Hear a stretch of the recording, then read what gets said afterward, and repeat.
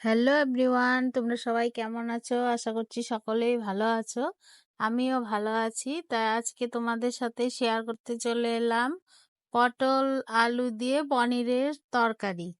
তা পটল আলু দিয়ে পনিরের তরকারি আমি যেভাবে করি সেটাই তোমাদের সাথে শেয়ার করব। তো প্রথমে আমি পটলটা ছোট ছোট করে কেটে নিয়ে লবণ হলুদ মেখে তারপরে তেলের মধ্যে ভেজে নিয়েছি। তারপরে পনিরগুলোও ছোট ছোট করে কেটে রেখেছি, তারপরে এগুলোকেও ভেজে রেখেছি। পনিরগুলো ভেজে রেখেছি আর এদিকে কড়াইয়ের মধ্যে পটল একটু ভাজা ভাজা করে নিচ্ছি লাল করে। আর এদিকে আমি মিক্সচারের মধ্যে আদা একটু গ্রাইন্ড করে নিচ্ছি, আদা লঙ্কা টমেটো একটুখানি পিষে নিলাম, এটাকে মশলাটা দেব। তারপরে আমি এদিকে পটলগুলা দেখি ভাজা হয়ে গেছে, তারপরে কড়াইয়ের মধ্যে একটু তেল দিয়ে দিলাম, তেলের মধ্যে একটু জিরা গুঁড়ো দিয়ে দিয়েছি। জিরা গুঁড়ো দেওয়ার পরে এর মধ্যে আমি আলুগুলা যে কেটে রেখেছিলাম সেই আলুগুলো দিয়ে দিলাম। আলুগুলো দিয়ে ভালো করে আলুগুলোকে লাল লাল করে ভেজে নিতে হবে সুন্দর করে। আলুগুলো ভাজা হয়ে গেলে তারপরে মশলাগুলো দিয়ে দিব। তা আলুগুলো দিয়ে ভালো করে এগুলোকে ভেজে নিচ্ছি এখন আমি। তা তোমাদের কার কার আমার ভিডিও ভালো লাগে অবশ্যই কমেন্ট করে বলো। আর কারা কারা পটল আলু দিয়ে পনির খেতে ভালোবাসো তারা অবশ্যই কমেন্ট করে বলবে। এই দেখো আলুগুলো আমি সুন্দর করে ভেজে নিচ্ছি।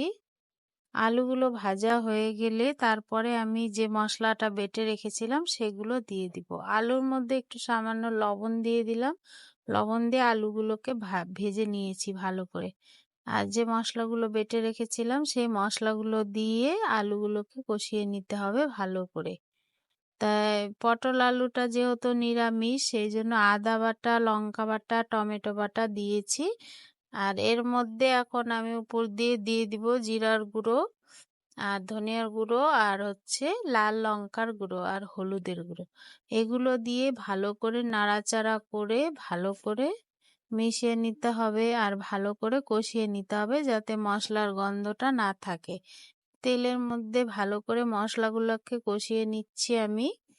এই আলুগুলো ভালো করে কষানো হয়ে গেলে তারপরে আমি যে পটলগুলো ভেজে রেখেছিলাম সেই পটলগুলোকে এর মধ্যে দিয়ে দিব। পটলগুলো দিয়ে ভালো করে নাড়াচাড়া করে তারপরে মশলা দিয়ে ভালো করে কষিয়ে নিতে হবে।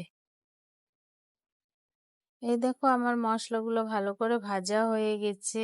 এবার আমি এর মধ্যে যে ভেজে রাখা পটলগুলো ছিল সেই পটলগুলো দিয়ে দিব। তার আগে একটুখানি জল অ্যাড করে দিলাম, জল দিয়ে আলুগুলো একটু সেদ্ধ হতে হবে সেই জন্য একটু জল দিয়ে ভালো করে এটাকে ফুটিয়ে নিতে হবে। এবার আমি পটলগুলো এর মধ্যে দিয়ে দিলাম, পটলগুলো দিয়ে ভালো করে নেড়ে চেড়ে নিতে হবে।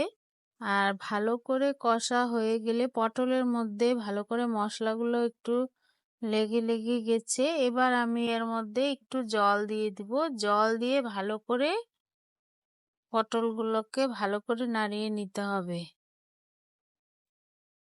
জল দিয়ে ভালো করে এটাকে ফুটিয়ে তারপরে আমি পনিরগুলো দিয়ে তারপরে ভালো করে ফুটিয়ে তারপরে একটু ঘি গরম মশলা দিয়ে নামিয়ে নিব, তাহলে আমার পটল আলুর তরকারি হয়ে যাবে।